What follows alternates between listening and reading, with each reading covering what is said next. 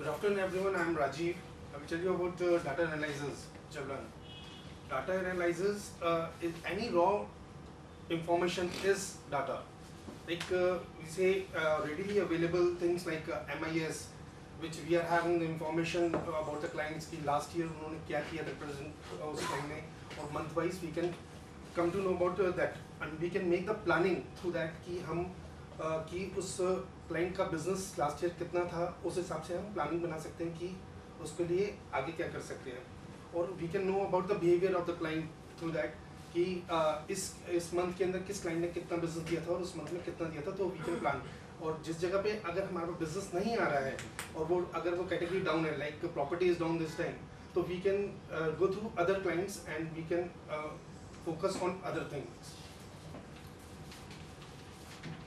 There are different sources also for data like net missing clients and client PR. From net we can come to know about the data. Clients के अंदर PR के through मतलब हम लोग clients के पास जाके उनसे other clients की information gather कर सकते हैं कि कोई business में नया आ रहा हो उस category के अंदर which we are not knowing and उनके association के अंदर पता चल सकता है. That we can come to know. Create database on research. From this we can present to the client कि हमारी IRS figures क्या हैं जिससे client को helping मिलती है कि हमारा हम कितने strong हैं किस area के अंदर जो उस हिसाब से अगर जिस category के अंदर वो advertising करना चाहे हम उसको planning बना के दे सकते हैं. That help us in that. Thank you. चलिए थैंक यू. Good afternoon. मेरा नाम सतीश कुमार है. मैं फरीदाबाद के टारगेट अचीवमेंट प्लानिंग के बारे में प्रेजेंट करूँगा. मेरा फर्स्ट हाफ का टारगेट है 4,80,000 जिसमें से हमने अभी तक 3,50,000 अचीव कर लिया है. अब हमारे 4 करोड़ 4 करोड़ 80 लाख और अभी तक हमने 3 करोड़ 50 लाख अचीव कर लिया है. अब रेस्ट 2 मंथ के लिए जो हमारी टारगेट प्लानिंग है वो 1 करोड़ 30 लाख है.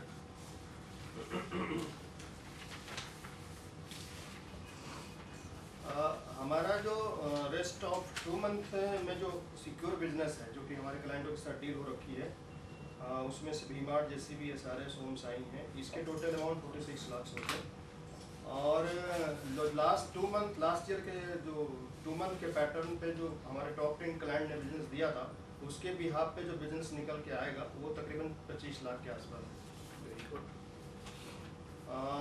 उसके बाद जो रेस्ट ऑफ टारगेट हमारा बचता है उसकी प्लानिंग के लिए या इसमें से कोई सेगमेंट या कोई क्लाइंट शॉर्टफॉल हो जाता है उसकी प्लानिंग के लिए हमने अभी देखा है कि जो फर्स्ट हाफ गया है उसमें प्रॉपर्टी परफॉर्म नहीं कर पा रहा है.